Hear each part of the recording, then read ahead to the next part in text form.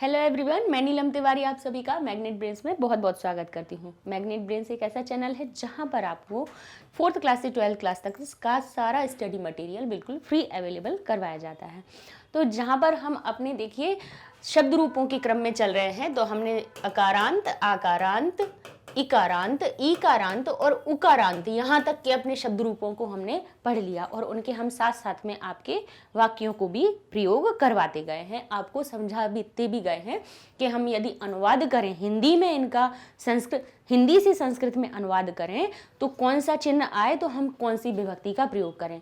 बार बार ये चीज़ इसलिए बताते हैं कि भाई एक बार में नहीं आएगी, 2 बार में नहीं आएगी तो 10 बार में तो आ ही जाएगी ना। हर बात में समझ में तो आएगा कि भाई एक वचन का रूप है और कौन सी विभक्ति है। से का अर्थ आ रहा है तो हम तृतीया विभक्ति लगा दें, को का अर्थ आ रहा है तो हम कर्म विभक्ति के लगा दें, मतलब द्वितीय विभक्ति लगा दें। तो इसलिए हम हर बार जो शब्द रूप बताते हैं उनमें संग संग में बताते जाते हैं, क्योंकि नहीं तो यहाँ से कहें पिता पितरम पित्रा, पितरे पितुः पितुः पितरी। लीजिए हो गया एक वचन। द्विवचन पे चलिए, पितरौ पितरौ पितरभ्याम भ्याम भ्याम, और यहाँ पे औ पितरौ पितरौ द्विवचन हो गए, और पितरः पितरन पितृभि भ्यः भ्यः नाम और शु। लीजिए हो गए, तो हो गए। अब इसके आगे अगर नहीं कुछ एक्सप्लेन करें तो कुछ समझ में आ रहा है कि क्या किसका अर्थ क्या हुआ, नहीं हुआ ना। इसीलिए साथ साथ में हम उनको समझाते भी जाते हैं। याद करने का भी तरीका थोड़ा सा आपको बता देते हैं कि ऐसे हम संबंध बना के हम एक दूसरे से रिलेशन देख के कि किस से कहाँ पे कोई चीज़ मैच हो रही है तो हम उसके हिसाब से याद कर लेते हैं। कि जैसे यहाँ पर देखिए, जैसे बालिका शब्द होता है तो ऐसे ही यहाँ पे पितृ शब्द होता है। संस्कृत शब्द पितृ होता है जिसका अर्थ होता है पिता, है ना, फादर। तो इनके जब हम रूप बनाते हैं तो पितृ जो शब्द होता है ये री हटके ता बन जाते हैं। क्या बन जाते हैं? री की मात्रा। ऋकारांत शब्द क्यों बना? क्योंकि इसका मूल शब्द है पितृ। संस्कृत में पिता को कहा जाता है पितृ। तो जब इसका हम रूप बनाते हैं तो हम कहते हैं पिता। जो हिंदी में पिता शब्द है वो हमारा संस्कृत का ही शब्द है। संस्कृत का प्रथमा विभक्ति एक वचन का रूप है, ठीक है। तो यहाँ पे पिता शब्द हमारा क्या हो गया? एक वचन आ गया। अब इसके बाद द्वितीया में पता ही है कि माँ हलंत में लगना है। इसके बाद यहाँ पे क्या आ गया? पित्रा। जैसे हमारा अब इसमें देखिए यहाँ अपने दोनों से कहीं से मैच नहीं हो रहा, ना तो हमारा बालकेन से मिलान हो रहा है इसमें, और ना ही हमारा बालिकया से हो रहा है, ठीक है। यहाँ पे क्या है? बालिकया। सिर्फ एक समानता दिख रही है कि जैसा कि यहाँ पे हो गया बालिकया तो यहाँ पे हो गया पित्रा, ठीक है। अब यहाँ पे हमारा क्या बन जाता है? बालिकई, बालिका यई, बालिका यई। तो यहाँ पे हो गया हमारा पित्रे, ठीक है। इसका यहाँ पे ऐ की मात्रा है तो यहाँ पे ए की मात्रा आएगी, ठीक है। फिर यहाँ पे हमारा हो गया पितुहु, पितुहु और पितरी, ठीक है। तो ये चीज बालिका शब्द की तरह है कि पंचमी और षष्ठी के एक ही प्रकार के रूप है, और यहाँ पे री शब्द अलग हो गया क्योंकि ये ऋकारांत की मात्रा जो है वो सबसे अलग है, इसलिए इनके रूप भी अलग ही चल रहे हैं। तो कैसे हम दो में तो हमें समानता मिल गई कि पिता और पितरम, ठीक है। जैसे बालिका का मूल रूप हो जाता है तो ऐसे ही पितृ का मूल रूप हमने लिख दिया पिता, और द्वितीय वचन में हो गई हमारा पितरम, पिता पितरम। फिर यहां से करेंगे हम याद, पित्रा पित्रे पितुः पितुः, पित्रा पित्रे पितुः पितुः और पितरी, पितरी हे पिता, ठीक। इनके हम अर्थ लगाएं तो क्या होंगे इसके? कि पिता ने, पिता को, पिता से या के द्वारा। यहां पे आएगा पिता के लिए, यहां पे आएगा हमारा पिता से अलग होने का अर्थ, ठीक है। यहां आएगा हमारा पिता को, पिता का की के संबंध आएगा। पिता का पुत्र है, पिता की पुत्री है, पिता के बालक हैं। यहां पे हमारा आएगा मैं या पर। तो हमारे इस प्रकार से रूप बनेंगे यदि हमने कहा कि पिता ने, या यह बालक के पिता हैं, पिता बता रहे हैं, ठीक है। तो हम कहेंगे एषः बालकस्य पिता, तो सिर्फ नाम बता रहे हैं। या बालक या पिता ने पुत्र को पत्र लिखा, तो हम कहेंगे पिता पुत्रम पत्र लिखति, यानी पिता पुत्र को पत्र लिखते हैं। अभी अपन वाक्यों में प्रयोग बताएंगे, लेकिन सिर्फ ये देख लीजिए कि यदि लिखा हो पिता को तो हम रूप लगाएंगे इसमें पितरम, और यहाँ पे लिखा हो पिता शब्द हो क्योंकि पिता के द्वारा पढ़ाया गया तो हम कहेंगे पित्रा। फिर हम कहेंगे पिता के लिए तो हम कहेंगे पित्रे। फिर हम कहेंगे पिता से दूर जाता है तो हम कहेंगे पितुः, या हम कहेंगे पिता का घर तो हम कहेंगे पितुः गृहम। हम कहेंगे पिता में या पिता पर, तो पिता पर क्या है हमारा परिवार आश्रित है, पिता पर परिवार आश्रित है तो हम कहेंगे ये पितरी शब्द आ जाएगा। ठीक है, अब तो ये हमारे विभक्ति चिन्हों को हमने आपको बता दिया। अब हम आगे चलें तो द्विवचन पे चलिए, तो इसमें हमारी क्या बन जाती है, जैसे बालिके हो जाता है, बालिके बालिके, बालिके और बालिके दोनों समान रहते हैं, तो यहाँ पे औ की मात्रा आ गई। पितर शब्द में क्या आ गई, औ की मात्रा हो गई, तो पितरौ पितरौ, जैसे हो जाता है बालकौ, बालकौ शब्द बनता है तो यहाँ पे बालकौ शब्द की तरह चला बालकौ बालकौ, तो ये हो गया पितरौ पितरौ। फिर बालकाभ्याम बालकाभ्याम बालकाभ्याम, तो पितृभ्याम पितृभ्याम पितृभ्याम। ठीक है, फिर यहाँ पे औ की मात्रा लगा दी, पितरौ पितरौ। यहाँ पे यो शब्द लगता है, लेकिन यहाँ पे जो या और वा है वो कुछ भी नहीं आएगा, यहाँ पे सिर्फ जो रा है उसी में, पितृ का जो रा शब्द है उसी में औ की ओ की जो भी मात्रा होगी उसी रा में लगेगी। यहाँ पे या और वा कहीं नहीं आएगा। देखिए यहाँ पे भी या और वा कहीं पे आ रहा है, नहीं आ रहा है, यहाँ पे सिर्फ रा शब्द चल रहा है। ठीक है, क्योंकि रा इसमें पितृ में जैसे देखें तो जो ये री की मात्रा होती है इसमें कहीं ना कहीं र छुपा, र का उच्चारण होता ही है। ठीक है, तो ये हो गया पितरौ पितृभ्याम पितृभ्याम पितृभ्याम, और ये पितरहु पितरहु। और फिर हम आ जाते हैं बहुवचन में, तो जैसे हो जाता है हमारा बालकाः, और उसमें अभी हमने जब उकारांत के शब्द पढ़े थे तो उसमें हमने देखा था साधवः बोला था। तो ये जो हमारा व शब्द है कहाँ से आया था, उ की मात्रा हटके आया था, तो ऐसे ही ये जो पितृ की मात्रा है वो हटके र शब्द बना। जहां पे आपको रा दिख रहा है तो समझ लीजिए वो वहां पे री की मात्रा हटके रा बना हो। यहाँ पे भी जैसे पितरौ बना तो कैसे बना, जो पितृ की मात्रा है उसमें औ की मात्रा जोड़नी है तो ये री हटेगी, ये री ऋषि की मात्रा हटेगी, वो रा बन जाएगा और औ की मात्रा लग जाएगी उसमें। ठीक है, तो इस तरह से हमारे ये बात। अब देखिए बहुवचन पे पहुंच गए तो क्या बना, पितरः पितरन, जैसे रामान होता है तो ऐसे पितरन।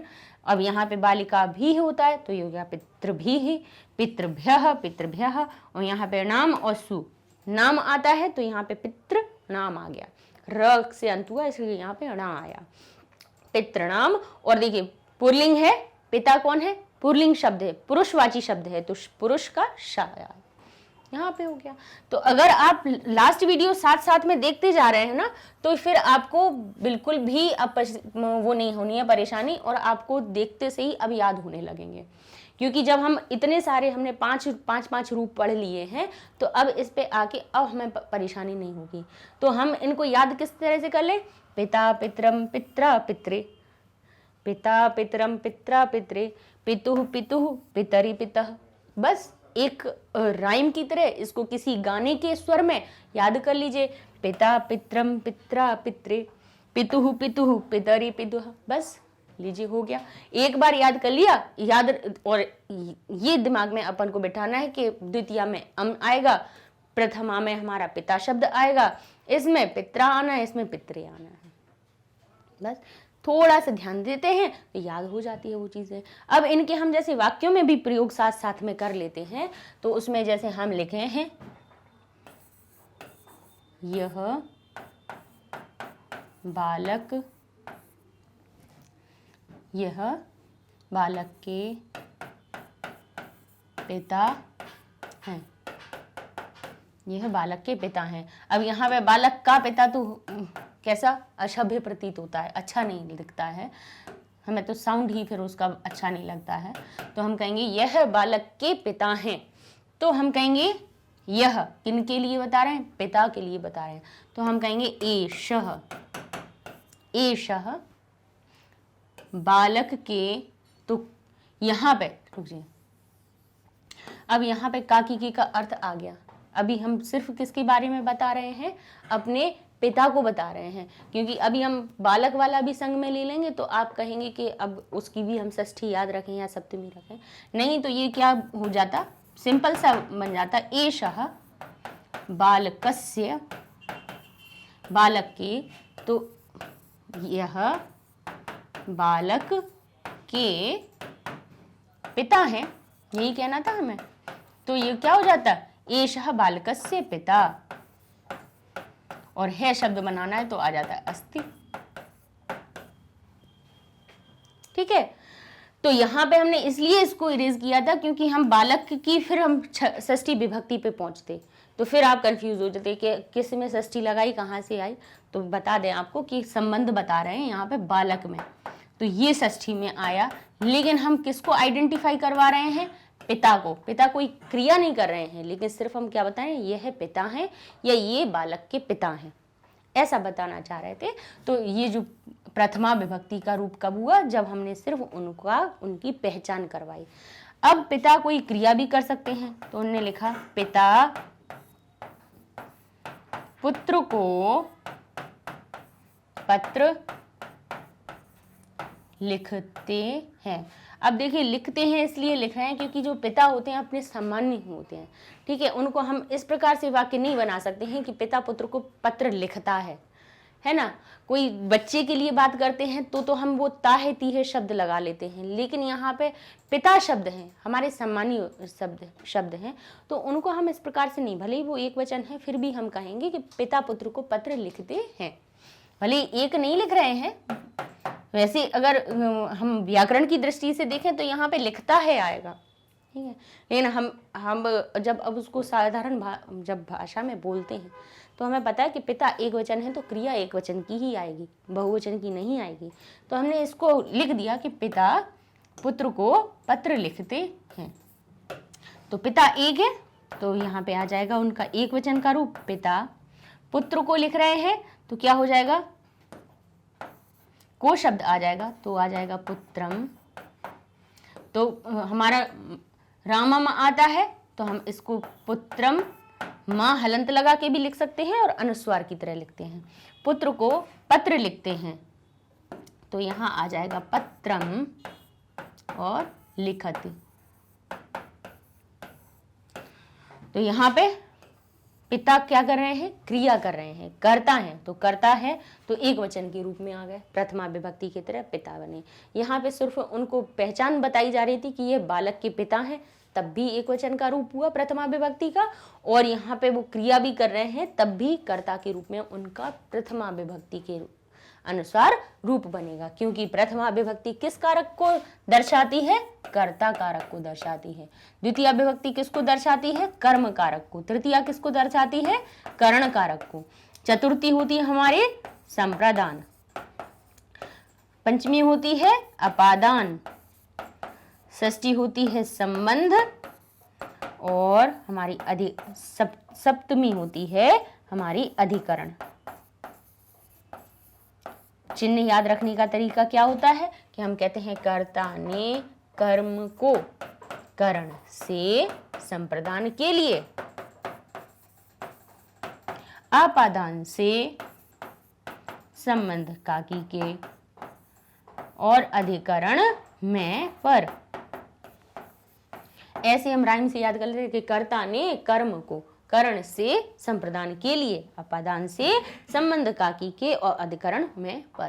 तो इस तरह से क्या हो जाते हैं, हम इनके चिन्हों को भी याद करते हैं कि कर्ता में कौन सा शब्द आएगा, ने। अब हमने प्रथमा विभक्ति याद कर ली, तो अब हम चलते हैं किस पर, अपनी द्वितीय विभक्ति के कुछ रूपों को देख लेते हैं। एक एक उदाहरण ले लेंगे और फिर हम आगे अपने ऋकारांत स्त्रीलिंग शब्दों पर भी बढ़ जाएंगे। तो हम कहेंगे राम पिता को पत्र लिखता है। ठीक है। पिता, राम पिता को पत्र लिखता है तो कहेंगे रामः। अब पिता कौन हो गए? को, कर्म बन गए। तो जहां पे को शब्द संग में जुड़ा हुआ है तो कर्म को, यानी कर्म बन गए। तो कर्मणि द्वितीय, कर्म में द्वितीय विभक्ति होती है तो कौन सा रूप बनेगा? पितरम। पितरम पत्रम लिखति। ठीक है। और ये ऐसे भी लिख सकते हैं और ऐसे भी लिख सकते हैं, पितरम पत्र पत्रम लिखति। दोनों ही रूप सही होंगे। राम पिता को पत्र लिखता है, रामः पितरम पत्रम लिखति। ठीक है। आगे बढ़ते हैं हम अपने करण कारक पर। करण कारक पर चलते हैं तो उसमें आता है से या के द्वारा। तो हम कहें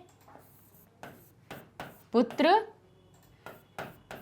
पिता के साथ, पिता के साथ जाता है, या हम कहें घर जाता है, घर जाता है। तो यहाँ पे पुत्र कौन हो गया? कर्ता हो गया। और पिता के साथ यानी घर जाने, घर जाना उसका कर्म है, जाने की क्रिया है, लेकिन कहाँ जाना चाहता है वो? उसका जाना कहाँ के लिए प्रिय है? घर जाना। तो वो उसका कर्म हो गया।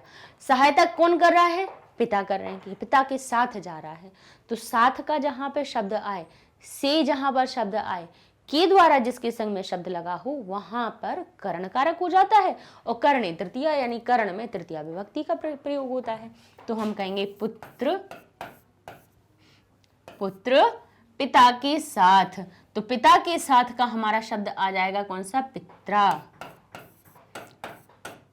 तृतीया विभक्ति एक वचन का आ जाएगा, पित्रा गृहम गच्छति। ठीक, क्या हो जाएगा? पुत्र पित्रा गृहम गच्छति। पित्रा सह, अब साथ लिखा है ना तो हम सह शब्द और जोड़ देंगे इसमें, पित्रा सह गृहम गच्छति।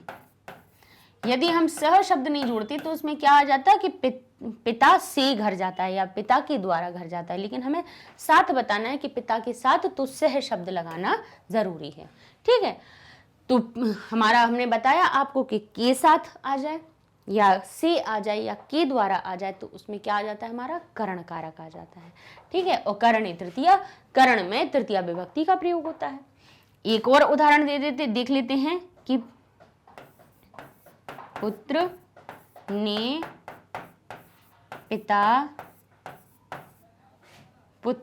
पिता से पढ़ता है। पुत्र पिता से पढ़ता है या पुत्र पिता के द्वारा पढ़ता है, या बालक पिता से पढ़ता है। तो हम क्या कहेंगे? बालकः पित्रा पढ़ता है। पित्रा जो शब्द था उसने अपने अंदर किसको समाहित कर लिया? पिता से। तृतीया विभक्ति एक वचन के। पढ़ता है तो पठति। ठीक है।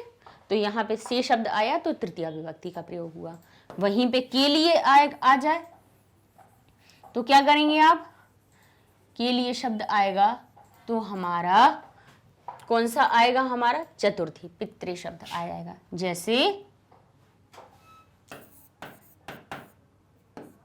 जैसे हम कहें गीता, भाई कहोगे आप राम और सीता ही याद रहते हैं मैम को तो क्या करें हमारी संस्कृति के सबसे महान नायक वही तो हैं राम और सीता, तो वो उन्हीं के नाम ही याद रहते हैं सबसे पहले, हर उदाहरण में वही आ जाते हैं। तो गीता पिता के लिए भोजन बनाती है।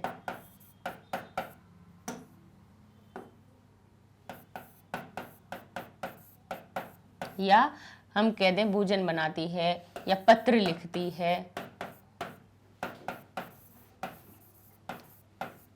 ठीक है। तो हम कहेंगे गीता, गीता कौन हो गई? कर्ता हो गई। तो गीता आकारांत शब्द है तो इसलिए उसमें कोई परिवर्तन नहीं हुआ। लेकिन यहाँ पे आ गया के लिए, पिता के लिए। किसके लिए पत्र लिख रही है? पिता के लिए। किसके लिए भोजन बना रही है? पिता के लिए। किसके लिए गाना गा रही है? तो पिता के लिए। तो हम क्या कहेंगे? पिता के लिए शब्द के लिए कौन सा प्रयोग करेंगे? चतुर्थी विभक्ति एक वचन का, क्योंकि पिता एक है, दो के लिए नहीं है, बहुवचन नहीं है, सिर्फ एक पिता के लिए कर रहे हैं। तो क्या करेंगे हम? पित्रे। गीता पित्रे पत्रम लिखति। ठीक है। अगर यहाँ पे होता कि भोजन बना रही है तो क्या हो जाता? भोजनम पचति। ठीक है। यहाँ पे होती कि गाना गा रही है तो गीतम गायति। ठीक है। तो यहाँ पे सिर्फ ये बताना है कि जहाँ पे के लिए शब्द आ जाए तो वहां पर चतुर्थी विभक्ति का रूप बनता है। गीता वही होती, गीता में कोई परिवर्तन नहीं होता। क्रिया में अगर परिवर्तन हो रहा है तो होता रहे। यहाँ पे के लिए कौन सी विभक्ति का प्रयोग किया हमने? चतुर्थी विभक्ति का करेंगे। अब हम आ जाते हैं आगे अपने संप्रदान पर, नहीं अपादान पर आते हैं। संप्रदान हमारा हो गया, अपादान पे चलते हैं। इसका अर्थ हो जाएगा अपादान, यानी अलग होने का अर्थ। जहां पर से चिन्ह तो दिखेगा आपको, लेकिन वो किसके लिए होगा? अलग होने के लिए। यहाँ पे जो से चिन्ह होता है करण में, वो सहायता वाला होता है कि जिसकी सहायता से हो रहा है। और जहां अपादान कारक जो पंचमी होती है ना, वहां पर से तो चिन्ह होता है, लेकिन किसके लिए होता है? अलग होने के लिए। जैसे वृक्ष से पत्ता गिरता है, हिमालय से गंगा नदी निकलती है, अलग हो रही है, अलग होने की क्रिया हो रही है। बालक अश्व से गिरता है, यानी बालक घोड़े पर से गिरता है, बालक अश्व से अलग हो रहा है। से चिन्ह तो आ रहा है लेकिन अलग होने के लिए आ रहा है। तो वहां पर हमारी वो कौन सा कारक हो जाता है? अपादान कारक हो जाता है। और अपादाने पंचमी, सूत्र कहता है कि अपादान में पंचमी विभक्ति का प्रयोग होता है। तो यहां हम कहें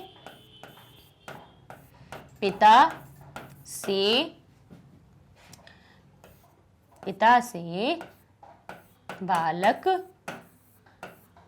दूर जाता है। ठीक है। तो हम कहेंगे पिता से बालक दूर जाता है, अलग हो रहा है, दूर होने की क्रिया हो रही है। तो हम क्या कहेंगे? कौन सा रूप आ जाएगा हमारा इसमें?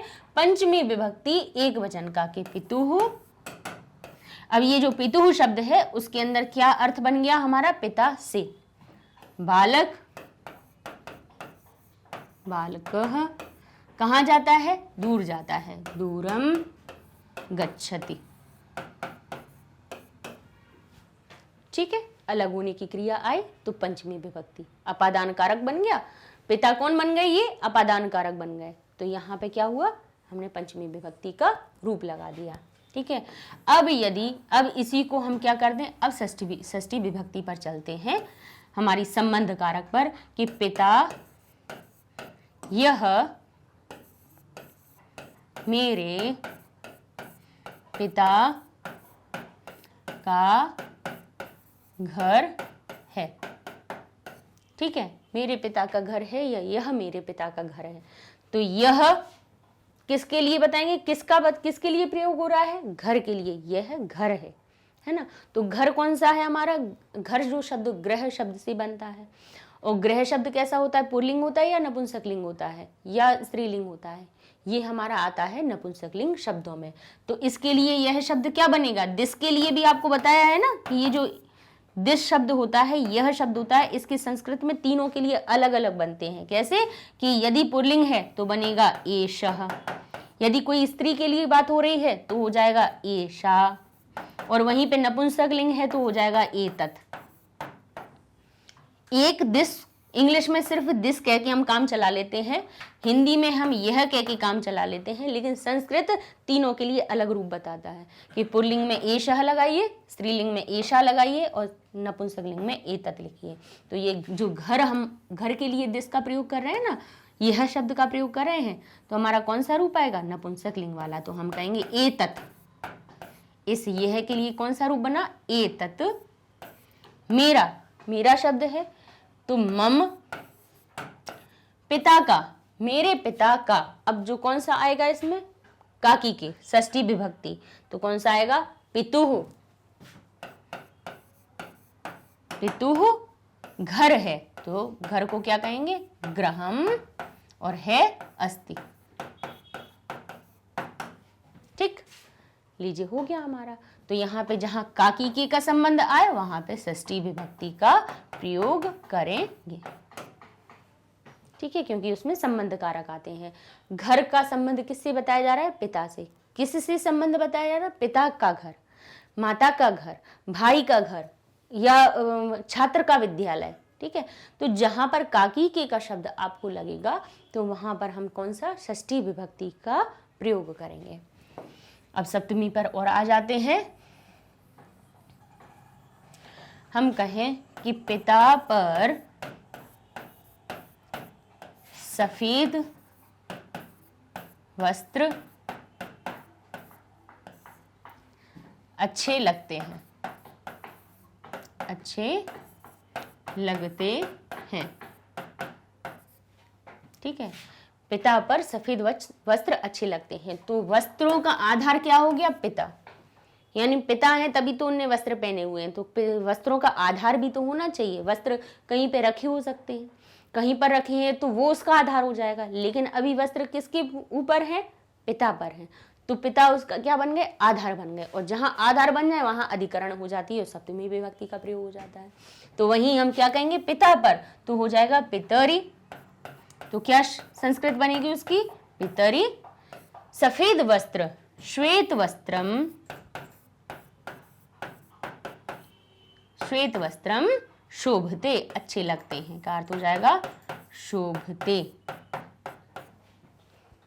ठीक है, पितरी श्वेत वस्त्रम शोभते, पिता पर श्वेत वस्त्र अच्छे लगते हैं।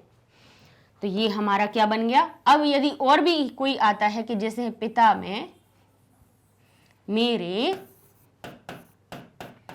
पिता में बहुत गुण हैं। ठीक है, तो हम क्या कहेंगे, मेरे यानी मम। तो ये पिता में, मैं शब्द आया, गुण का आधार कौन हो गए, पिता, तो क्या आ जाएगा, पितरी। पितरी, मम पितरी बहु गुणम या गुणम अस्ति। ठीक है, और बहुत सारे हैं, गुणम संति। ठीक है, तो ये हमारा इस प्रकार से मैं शब्द के लिए पितरी का हमने प्रयोग कर लिया। ठीक है, अब हम आ जाते हैं अपने किस पे, संबोधन पे। संबोधन में पिता शब्द के लिए, सिर्फ पिता के लिए ही नहीं, जितनी भी ऋकारांत शब्द हैं, री से जिनका अंत हो रहा है, जैसे पितृ हो गया, भ्रातृ हो गया, जमात्र हो गया, होत्र हो गया, जितने भी अभी शब्द री से अंत होने वाले आएंगे उनमें हम इसी प्रकार से रूप चलेंगे। सिर्फ पिता नहीं, अभी हम और अन्य शब्द बताएंगे, उनकी आप रूप बनाइएगा। तो उसमें क्या बन जाता है, पितः, यानी पिता में जो क्या लग जाता है, हमारा सिर्फ विसर्ग लग जाता है। और ये दोनों तो समान बनते ही हैं, जैसा कि द्विवचन और बहुवचन में बनता है।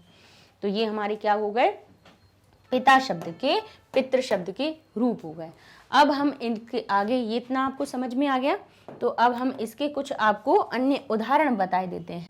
जैसे ये ज्ञात्र शब्द हो गया, नेत्र शब्द हो गया, होत्र हो गया, श्रोत्र हो गया, कर्तृ हो गया, हर्तृ हो गया, भर्तृ हो गया, सवित्र हो गया, भ्रातृ हो गया, जमात्र हो गया। जैसे ज्ञात्र शब्द है तो इसका अर्थ क्या हो जाएगा, ज्ञाता। त्रि हटा दीजिए, ता लगा दीजिए, बस, तो उनके अर्थ बन गए। क्या हो जाएगा, ज्ञाता।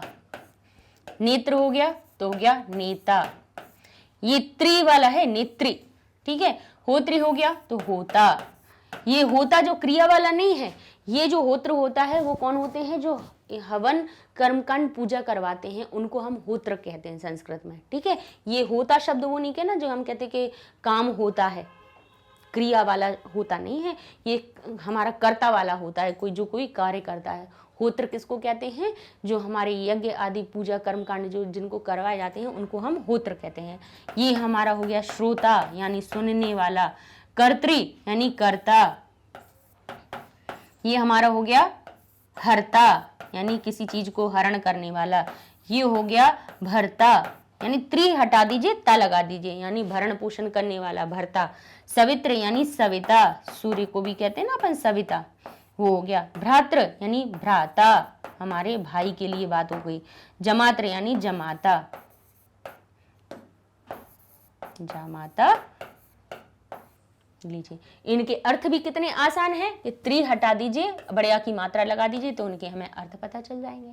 ठीक है, ज्ञात्र हो गया ज्ञाता यानी जानने वाला, नेत्र हो गया नेता यानी नेतृत्व करने वाला, होत्र हो गया होता यानी हवन आदि पूजन कर्म कांड करवाने वाला, श्रोत्र हो गया श्रोता यानी सुनने वाला, कर्ता हो गया कार्य को करने वाला, हर्ता हो गया हरण करने वाला, भरता हो गया भरण पोषण करने वाला, सविता कौन हो गए, सूर्य हो गए, भ्रातृ कौन हो गया हमारा भाई हो गया, भ्राता हो गया, और जमात्र कौन हो गया हमारे, जामात्र हो गया जमाता।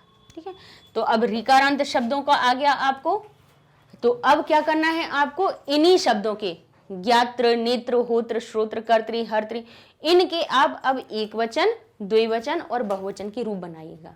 ठीक है, जैसा कि हम आपको बार बार कहते हैं कि जब खुद से आप करेंगे तभी आगे आप सीख पाएंगे, नहीं तो क्या होगा कि सिर्फ रटते जाएंगे और ऐसे याद नहीं होगा, कोशिश खुद भी करना पड़ेगा। ठीक है, तो नेक्स्ट वीडियो में हम अपने स्त्रीलिंग शब्दों पर को और पढ़ेंगे, तो हमारे आपके जो सारे जो शब्द रूप हैं वो पूरे कंप्लीट हो जाएंगे। ठीक है, पूर्ण कर लेंगे हम उनको नेक्स्ट वीडियो में। तब तक के लिए धन्यवाद।